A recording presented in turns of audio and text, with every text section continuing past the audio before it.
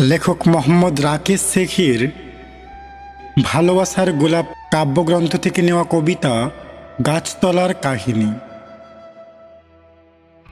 গাছের তলায় বসে আছি, বইছে মৃদু বাতাস, পাতাগুলো খেলা করছে আনন্দ উচ্ছ্বাস।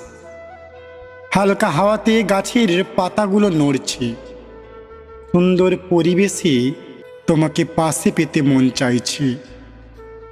নিরিবিলি গাছতলায় থাকতে যদি তুমি, অনেক খুশি হতাম, বলে বোঝাতে পারবো না আমি। দেখা করেছি একদিন এই গাছতলাতে, ভেবেছিলাম ছেড়ে যাবে না কোনোদিনও তুমি আমাকে। দিয়েছিলে কথা থাকবে সারা জীবনের জন্য তুমি। হৃদয়টা ফাঁকা রেখেছি আজও তোমারই জন্য আমি। ভুলিনি আজও সেই স্মৃতি নিয়ে আছি আমি একা। জানি না তুমি কোথায় আছো, দাও একবার দেখা। শুধু জানতে চাইবো আমি একবার তোমার কাছে, ওগো প্রিয় কি ভুল পেয়েছো তুমি আমার কাছে।